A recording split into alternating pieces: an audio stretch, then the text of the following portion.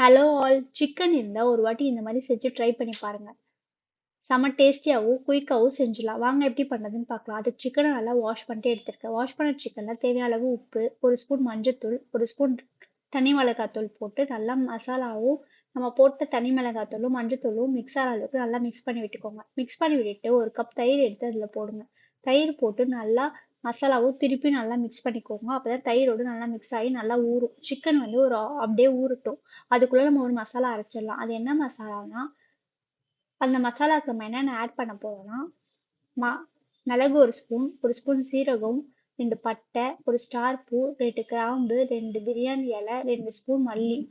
இதெல்லாம் எடுத்து ஒரு மிக்ஸி ஜார்ல போட்டுக்கோங்க. அதோட நான் எக்ஸஸா வந்து வரமிளகாய் காரத்துக்கு ஆட் பண்ண போறேன். உங்களுக்கு வந்து மிளகாய் கம்மியா போதும்னா, நீங்க அதுக்கேத்த மாரி ஆட் பண்ணிக்கலாம். நான் வரமிளகாவும் ஆட் பண்றேன், குண்டு மிளகாவும் ஆட் பண்றேன்.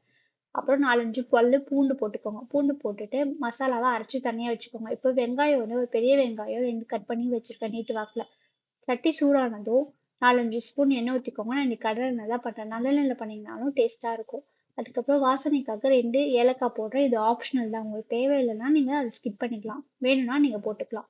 அதுக்கப்புறம் நீட்டு வாக்குல கட் பண்ணி வச்சிருக்க வெங்காயத்த எடுத்து போட்டுக்கோங்க. வெங்காயத்த போட்டு வெங்காயம் நல்லா எண்ணெயிலேயே நல்லா கோல்டன் ப்ரவுன்ல வர அளவுக்கு நல்லா வதக்கிக்கோங்க. அப்பதான் எண்ணெய் பதிஞ்சு அப்பதான் நம்மளுக்கு வந்து சிக்கன் வந்து டேஸ்டியா இருக்கும். ஸோ அதனால தான் நம்ம நிறைய வெங்காயம் யூஸ் பண்றோம். இதுக்கப்புறம் நம்ம மேரினேட் பண்ணி வச்சிருக்க சிக்கன் எடுத்து அதில் போட்டுக்கோங்க. போட்டு வெங்காயத்தோட நல்லா மிக்ஸ் பண்ணி விட்டுக்கோங்க. சிக்கனை மூடி போட்டு வேக வச்சுக்கோங்க. சிக்கன்ல தண்ணி விடும். ஸோ எக்ஸ்ட்ரா நீங்க எந்த தண்ணியும் விட தேவையில்ல. ஏன்னா இந்த மசாலா நம்ம ட்ரையா தான் பண்ண போறோம். ஸோ அதனால நம்ம தண்ணி எதுவுமே விட தேவையில்ல. அதுக்கப்புறம் அரைச்சு வச்சிருக்க மசாலா எடுத்து போட்டுக்கோங்க. மசாலா போட்டு தேவையான அளவு எக்ஸ்ட்ரா உப்பு போட்டுக்கோங்க. ஏன்னா நம்ம வந்து சிக்கன் மேரினேட் பண்ணும்போது நம்ம கொஞ்சமா தான் உப்பு போட்டோம். ஸோ அதனால தேவையான உப்பு போட்டு நல்லா கலரி விட்டு சிக்கனும் வெந்துரும். எண்ணெயும் நல்லா பிரிஞ்சு வந்ததுக்கப்புறம் கொத்தமல்லி இலை தூவி இறக்குனீங்கன்னா நமக்கு டேஸ்டியான சிக்கன் கிரேவி இது மாதிரி ரெடி ஆயிடும். இது நீங்க தோசை, இட்லி எந்த டிஃபன் கூடயோ ரைஸ் கூடயோ வச்சு சாப்பிடலாம். தேங்க்ஸ்.